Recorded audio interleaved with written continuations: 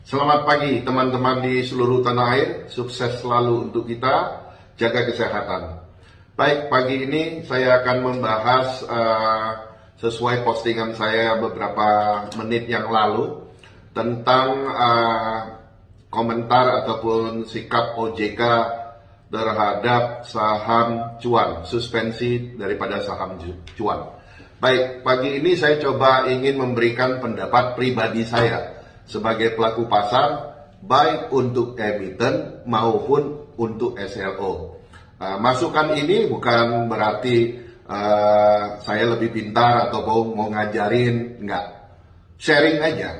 Paling tidak mungkin ada yang belum Anda ketahui supaya kita bisa memperbaiki pasar modal kita lebih baik. Dan saya mengacungkan jempol untuk IDX dan OJK yang akhir-akhir ini mulai agresif dalam melihat pergerakan saham. Karena kalau tidak, kredibilitas bursa kita dan OJK kita menjadi pertanyaan dan menjadi bahan tertawaan di teman-teman di luar. Karena sepertinya kita tidak mengambil perhatian khusus terhadap kasus-kasus yang ada. Baik, sekarang saya akan mulai dengan emiten dulu.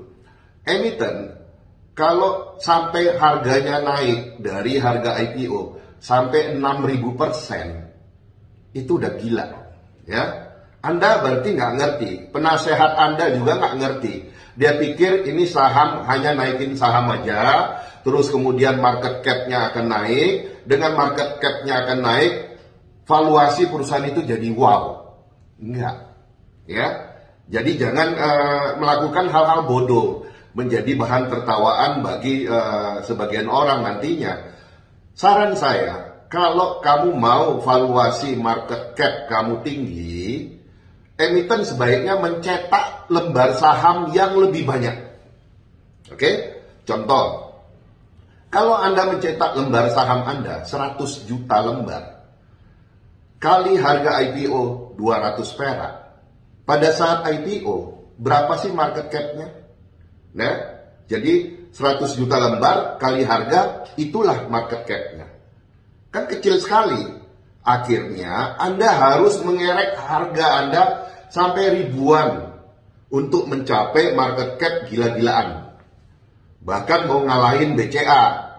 Nggak kalah mungkin BCA, tetapi secara bisnis enggak. Nah, saran saya, kalau IPO itu cetaklah lembar saham yang banyak. 7 miliar lembar, ya. Saya selalu sarankan 7 miliar lembar. Jadi kalau umpamanya IPO harga 100, pada saat pencet bel, market cap langsung 700 miliar.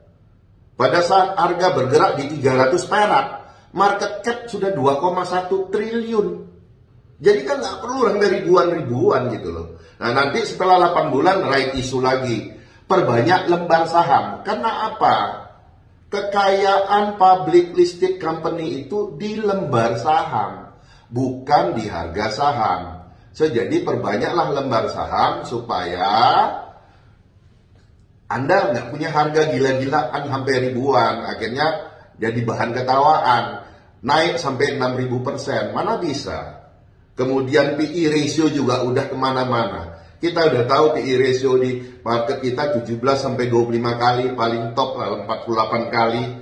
Kok sampai ratusan itu nggak masuk akal. PE ratio di Wall Street aja nggak segitu, 180 sampai 360 kali. Terus Anda 6.000% itu berapa PE ratio-nya? Kan jadi nggak masuk akal, ya. Jadi untuk emiten saran saya, perbanyaklah lembar saham supaya Anda nggak ini. Kemudian kedua, perhatikan fundamental. Fundamental Anda itu versus harga. Jadi kalau harganya itu naik tinggi, ya injeklah saham, aset, tambahlah aset. Wah Pak, konsekuensinya kalau saya tambah aset, saya bayar pajak. Itu memang harga yang harus dibayar, nggak ada yang gratis. Jadi jangan mau harganya tinggi dengan aset apa adanya, kan nggak masuk akal. Ya kan? Jadi saran saya untuk emiten itu. Dan saran saya untuk SRO, kita melihat marketplace ini adalah marketplace perdagangan. Jadi kita juga melihatnya harus dari sisi mutual benefit. Artinya gamenya dibuat, semua aturan dibuat dengan fair, terus kemudian gamenya dibuat sehingga siapa yang bermain di marketplace ini harus tunduk pada aturan tersebut. Contoh, oke, nggak apa-apa, cuan mau naik sampai ribuan, Anda tinggal panggil, oke Pak, harga Bapak sudah sekian, dari valuasi Bapak, aset Bapak ini harusnya sekian, ya, proyeksi laba rugi Bapak harus naiknya sekian, tolong diperbaiki. Waduh Pak, saya kalau injek aset, berarti saya harus bayar pajak dong. Oh, harus. Anda injek aset, tambah aset, ya harus bayar pajak. Kalau Anda nggak mau, turunkan harga sahamnya. Turunkan harga sahamnya, balik lagi ke harga yang sesuai valuasi. Dan kalau nggak mau dua-dua, denda langsung. Denda langsung, 10M, 20M, 50M denda. Jadi biar kapok. Nah, jadi itu saja masukan dari saya, ya. Semoga tambahan pandangan saya ini memberi gambaran dan memberi informasi yang lengkap untuk emiten maupun SRO mengambil sikap bagaimana tentang perdagangan saham di pasar saham Indonesia, sehingga pasar saham kita makin menarik. Ini marketplace, jadi harus mutual benefit, si pelaku untung, emiten untung, bursa dan negara juga tidak dirugikan dan tidak diinjak-injak. Itu yang paling penting. Oke, semoga ini bermanfaat. Sukses selalu untuk Anda. Happy cuan konsisten.